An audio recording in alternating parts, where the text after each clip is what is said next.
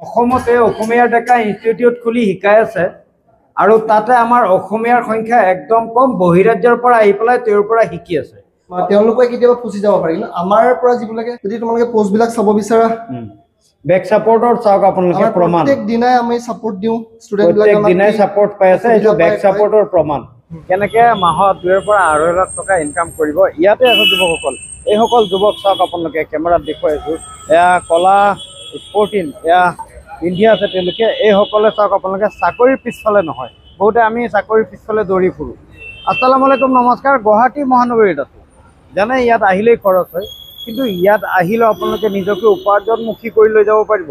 এনেকুৱা আছে কেৱল যে গুৱাহাটী মহানগৰীত আহিলে যে খৰচে হয় তেনেকুৱা নহয় ইয়াত আহিলে আপোনালোকে নিজকে একদম কম টকাত উপাৰ্জনমুখীও কৰি ল'ব পাৰিব তেনেকুৱা এটি বাৰ্তা আজি আপোনালোকৰ সন্মুখত মই উপস্থাপন আগবঢ়াই আছোঁ ভিডিঅ'টো শেষলৈকে চাওক এয়া এম ৰিপেয়াৰ আপোনালোকে দেখি আছে এয়া এম ৰিপেয়াৰ চাইছে জুম কৰি মই দেখুৱাই দিছোঁ এম ৰিপেয়াৰ আৰু এই ফাষ্ট ফ্ল'ৰত উঠাৰ লগে লগে আপুনি নিজকে উপাৰ্জনমুখী কৰিব পাৰিব ধুনীয়াকৈ ভিতৰ চৰত বেলুন চেলুন লগোৱা আছে আহক আপোনালোকক দেখুৱাই আছোঁ মই আপোনালোকক বাৰে প্ৰতিয়ে কৈ আছোঁ যে উপাৰ্জন কৰিব পাৰিব যদি হাতৰ বিদ্যা আপুনি অৰ্জন কৰি লয় লাখ লাখ টকা উপাৰ্জন কৰিব পাৰিব আপোনালোকে কি কয় জোৰে কওক পাৰে নে নাই লাখ লাখ টকা উপাৰ্জন কৰিব পাৰে হাতৰ বিদ্যা থাকিলে উপাৰ্জনমুখী হ'ব পাৰে পাৰে আপোনালোকে লাখ লাখ টকা উপাৰ্জন কৰিব পাৰিব নিজকে হাতৰ বিদ্যাত মানে অৰ্জন কৰি লৈছে শিকি লৈছে শিকিছে চবেই শিকিছে না শিকিছে মাহত 1 লাখ 2 লাখ টকাতকৈ অধিক উপাৰ্জন কৰিব পৰাকৈ নিজকে প্ৰস্তুত কৰিছে জোৰে কওক কনফিডেন্সটো অলপ বঢ়াই দিয়ক নিজৰ ওপৰতে বিশ্বাসটো আছে নে নাই আছে আচ্ছা কিমান উপাৰ্জন কৰিব পাৰিব 2 লাখ হিৰো কাম এয়া চাওক আপোনালোকে আপুনি দেখিলে নাভাবিব যে মাহত 2 লাখ টকা ইনকাম কৰিব চেহেৰা চাই চাওক আপোনাৰ নালাগিব কিন্তু তেওঁলোকে যদি বিচাৰে মাহত 2 লাখতকৈ অধিক উপাৰ্জন কৰিব পাৰিব হয়নে কি নাম মাসুক ইছলাম আচ্ছা গতিকে অসমৰ বিভিন্ন প্ৰান্তৰ পৰা তেওঁলোক গুৱাহাটী মহানগৰীত একগোট হৈছে আৰু ইয়াৰ পৰাই তেওঁলোকে নিজকে উপাৰ্জনমুখী কৰি আজি অন্তিম দিন উভতি গৈ আছে নিজৰ নিজৰ অঞ্চলত গৈ পেলাই উপাৰ্জন কৰিব মই ভাবোঁ যে এয়া হাই প্ৰফাইল বিদ্যা হয় যে এয়া কিয় হাই প্ৰফাইল ইয়াতে পইচা বেছি মোবাইলটো সকলোৰে বেয়া হয় আজিকালি আমাৰ তাত 2-3টাকৈ এণ্ড্ৰইড থাকে কিন্তু বেয়া হোৱাটো নিশ্চিত আপোনাৰ 5 বছৰ 6 বছৰ 10 বছৰলৈকে যে ভাল থাকিব তেনেকুৱা নহয় বেয়া হ'লে কিছু লাগতিয়াল নথি পত্ৰ আমি মোবাইলতে ৰাখোঁ তাৰ কাৰণে সোনকালে আমাৰ ৰিপেয়াৰিং কৰিব লগা হয় যাতে নথি পত্ৰসমূহ থাকে তেওঁলোকে এনেধৰণে ৰিপেয়াৰিং শিকিছে আপোনাৰ মোবাইলৰ পৰা আপোনাৰ নথি পত্ৰ ডিলেট নহয় আপোনাৰ যিকোনো ৰিপেয়াৰিঙৰ যদি দৰকাৰ হয় তেওঁলোকে অসমৰ বিভিন্ন প্ৰান্তৰ পৰা আহি পেলাই ইয়াত শিকি আছে বিভিন্ন প্ৰান্তত তেওঁলোকৰ নিজৰ ৰিপেয়াৰিং চেণ্টাৰ বহাব তাত আপোনালোকে আপোনাৰ মোবাইল ৰিপেয়াৰ কৰিব পাৰিব তেওঁলোকৰ দৰে আপুনিও যদি নিবনুৱা নিজকে নিবনুৱা শাৰীৰ পৰা আঁতৰাব বিচাৰি আছে মাহত 2-2.5 লাখ টকা উপাৰ্জন কৰিব বিচাৰি আছে তেতিয়াহ'লে আপোনালোকে আৰামছে 2 পৰা 2.5 লাখ টকা মাহত উপাৰ্জন কৰিব পাৰিব কিন্তু আহিব লাগিব এই এম ৰিপেয়াৰত ইয়াত আহি পেলাই আপোনালোকে শিকিব লাগিব তেওঁলোকৰ দৰে তেওঁলোকে যেনেধৰণে এয়া চাওক আপোনালোকে নিজৰ নিজৰ কাম কৰি আছে এনেধৰণে আপোনালোকে শিকিব পাৰিব এইসকলে হাতৰ বিদ্যা শিকিবলৈ ইয়াতে আহিছে আৰু হাতৰ বিদ্যা ইয়াতে আপোনালোকে কম টকাত শিকিব পাৰিব এনেকুৱা নহয় যে আপোনাৰ 2 লাখ 2.5 লাখ 3 লাখ টকা ইনভেষ্ট কৰি পেলাই মাহত 2 পৰা 2.5 লাখ টকা ইনকাম কৰিব এনেকুৱা নহয় আপুনি যদি মাহত 2 পৰা 2.5 লাখ টকা ইনকাম কৰে তেতিয়াহ'লে আপোনাৰ ব্যৱসায়ত কমচে কম ইনভেষ্ট কৰিব লাগিব 20 পৰা 25 লাখ টকা তেতিয়াহ'লে আপোনালোকে মাহত 2 পৰা 2.5 লাখ টকা ইনকাম কৰিব পাৰিব কিন্তু যদি আপুনি হাতৰ বিদ্যা জনা থাকে তেতিয়াহ'লে ইনভেষ্ট নকৰাকৈ 25-30 হাজাৰ টকাৰ পৰাই আপোনালোকে মাহত 2 পৰা 2.5 লাখ টকা ইনকাম কৰিব পাৰিব আৰু এই ইনষ্টিটিউটৰ জৰিয়তে যদি আপুনি নিজকে মোবাইল ৰিপেয়াৰিঙৰ ক্ষেত্ৰত পাৰ্গত কৰে এইটো নাভাবিব যে তেওঁলোকে ইয়াৰ পৰা আপোনাক চাৰ্টিফিকেট দি উলিয়াই দিলে বেক ছাপোৰ্ট নিদিয়ে নহয় কাৰণ বজাৰত নতুন নতুন মডেলৰ মোবাইল লঞ্চ হৈয়ে থাকে প্ৰতিটো মাহত মানে বিভিন্ন কোম্পানীৰ মোবাইল লঞ্চ হৈয়ে থাকে গতিকে তেওঁলোকে আপোনাক বেক ছাপোৰ্ট দিব যে সেইসমূহ আপোনালোকে কেনেধৰণে ৰিপেয়াৰিং কৰিব যদি এই ইনষ্টিটিউটৰ ছাত্ৰ আপুনি হয় তেতিয়াহ'লে আপোনাৰ তেওঁলোকৰ টিম আছে, গ্ৰুপ আছে, গ্ৰুপত মেছেজ কৰিব বা হোৱাটছআপত তেওঁলোকৰ লগত কথা পাতিলে তেওঁলোকে আপোনাক ভিডিঅ' প্ৰভাইড কৰিব বা আপোনাক ফোনযোগে জনাই দিব যে এই বস্তুটো এনেধৰণে ৰিপেয়াৰিং কৰিলে হৈ যাব, যিহেতু তেওঁলোকে মাষ্টাৰ লেভেল ৰিপেয়াৰিং আপোনাক শিকাই দিব। আৰু এইগৰাকী স্বত্বাধিকাৰী, প্ৰথমে আপোনাক শুভ নাম জনাব। নমস্কাৰ, মই মৃণাল বৈশ্য আৰু 2011 চনতে মই এই অনুষ্ঠানটোৰ হেৰি কৰিছিলোঁ। আচ্ছা, আৰম্ভ কৰিছিল। আচ্ছা, গুৱাহাটীত ক'ত আছে? মালিগাঁও ক'ত? আমাৰ গুৱাহাটী মালিগাঁও ভাৰত কমপ্লেক্সত আছে। আমাৰ টোটেল 4খন দোকান আছে, টোটেল এটা ইনষ্টিটিউট আৰু 4খন দোকান আছে। মই প্ৰথম খবৰ ইত্যাদিত মই আপলোড দিছিলোঁ। হয়, একদম প্ৰথম ভিডিঅ' আপোনাৰ আছিলে ছ'চিয়েল মিডিয়াত। অসমৰ বিভিন্ন প্ৰান্তৰ পৰা দেখা গৈছে যে আপোনাৰ ইয়াতে আহি পেলাই বহুতে নিজকে হাতৰ বিদ্যাত পাৰ্গত কৰি পেলাই ঘৰমুৱা হৈছে আৰু নিজকে উপাৰ্জনমুখী কৰিছে আৰু উপাৰ্জন ভালেই কৰি আছে। বেক ছাপৰ্ট তেওঁলোকে পাই আছে। আচলতে ক'ব গ'লে কি জানে, যোৱাটো বছৰত আমাৰ এইটো মেইন গ্ৰুপ হয়, এবাৰ দেখাই দিব পৰা 160 চামথিং আমাৰ ষ্টুডেণ্ট যোৱাটো বছৰত আমাৰ পৰা পাছ আউট হৈ গৈছে। আৰু যদি তোমালোকে পোষ্টবিলাক চাব বিচাৰা, বেক ছাপৰ্টৰ চাওক আপোনালোকে প্ৰমাণ। প্ৰত্যেক দিনাই আমি ছাপৰ্ট দিওঁ ষ্টুডেণ্টবিলাক, প্ৰত্যেক দিনাই ছাপৰ্ট পাই আছে, এইটো বেক ছাপৰ্টৰ প্ৰমাণ। এয়া বেক ছাপৰ্টৰ প্ৰমাণ। ঠিক আছে। আচলতে ষ্টুডেণ্টজন যেতিয়ালৈকে আমাৰ ইয়াত নাহে ন,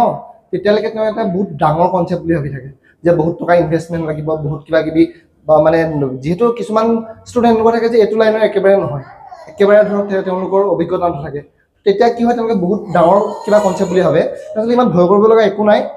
আমাৰ ট্ৰেইনিংটোৰ লগতে আৰু অকণমান পইচা যদি যোগ দিয়ে তেওঁলোকে খুব ধুনীয়া প্ৰথমতে এখন অনুষ্ঠান তেওঁলোকে আৰম্ভ কৰিব পাৰিব মোবাইল ৰিপেয়াৰিঙৰ। ঠিক আছে। আৰু এমাহত আমাৰ যিখিনি ট্ৰেইনিং দিয়া হয় তাৰ যদি 50% তেওঁলোকে শিকিব পাৰে প্ৰথমবাৰ, তো তেওঁলোকৰ কাৰণে কাফি হৈ যায়। কাফি হৈ যায় না, মানে 50% শিকিলে তেওঁলোকৰ জীৱনটো চলাই নিয়াত সহজ হয়। চিয়'ৰ চিয়'ৰ চিয়'ৰ, কোনো অসুবিধা নহয় তেওঁলোকৰ। আচ্ছা, কাৰণ চোৱা, মোবাইল আজিকালি এনেকুৱা এটা বস্তু, ঘৰত মানুহ যেইজন আছে তাতকৈ দুটা এটা বেছিহে মোবাইল আছে ঘৰত। তো গতিকে মোবাইলৰ জেগা আৰু আন কোনো ল'ব নোৱাৰে, প্ৰথম কথা। আৰু মোবাইল ৰিপেয়াৰিংটো যদি মানে তেওঁলোকে আনুষ্ঠানিকভাৱে শিকে ক'ৰবাত, তেতিয়াহ'লে তেওঁলোকৰ পিছত মানে জৰিমনা ভৰিব লগা বিশেষ নহয়। যিসকলে নিজা অভিজ্ঞতা বা ইউটিউব চাই পিনে শিকি কাম কৰি আছে, বহুত মেকানিক আছে হা, তো তেওঁলোকে কেতিয়াবা ফচি যাব পাৰে। কিন্তু আমাৰ পৰা যিবিলাকে মানে শিক্ষা গ্ৰহণ কৰি গৈছে বা দোকান খুলিছে, তেওঁলোক কিন্তু কেতিয়াও সেইখিনি প্ৰব্লেমৰ মানে সন্মুখীন নহয়। আচ্ছা, ইতিমধ্যে মই কৈছোঁ যে 25-30 লাখ টকা মানে ঘৰৰ পৰা মোকলাই আনিবলৈ বহুত এনেকুৱা আছে যে প্ৰেছাৰ দি পেলাই মাটি বাৰী বিক্ৰী কৰি হ'লেও 25-30 লাখ টকা কোনো পধ্যে ওলাই পেলাই মানে ব্যৱসায়ত ঢালি দিয়ে। আচলতে কি জানেনে, আমি মানে প্ৰথম যেতিয়া বিগিনিং লেভেলত ইমান টকাৰ কোনো ল'ৰাই মানে ৰিস্ক ল'ব নোৱাৰে বিজনেছত। কাৰোবাৰ দেউতাকৰ মানে বিজনেছ আছিলে, তাক আগুৱাই নিছে, তাত ইনভেষ্ট কৰিছে, সেইটো বেলেগ কথা। নতুনকে এটা যিকোনো লাইনত সোমাই ইমান টকা ইনভেষ্ট কৰা সপোনো দেখিব নোৱাৰো আমি। আমাৰ মাজত বহুত আছে, ঘৰত প্ৰেছাৰ দিওঁ, পইচা লাগে। দোকান এখন খুলিবৰ কাৰণে যিখিনি প্ৰথমতে কমকে বস্তু লওক, গোটেইখিনি ইকুইপমেণ্ট প্ৰথমতে কিনিব নালাগে, যিখিনি তেওঁ কাম আৰম্ভ কৰিব। কাৰণ চোৱা, মই নিজেই প্ৰথম যেতিয়া আৰম্ভ কৰিছিলোঁ, এটা সামান্য মানে পইচা লৈ পিনে মই 2011ত দোকানখন ষ্টাৰ্ট কৰিছিলোঁ। তাৰ পৰা আহি মই আজি প্ৰায় 13 বছৰ বা 14 বছৰ পিছতে মই এইটো মানে পৰ্যায় পাইছোহি। তো গতিকে একেবাৰতে গোটেইখিনি লৈ ল'ব লাগিব, গোটেই ইকুইপমেণ্ট কিনি ল'ব লাগিব, ডাঙৰ এখন হাইফাই দোকান লাগিব, তেনেকুৱা কোনো কথা নাই।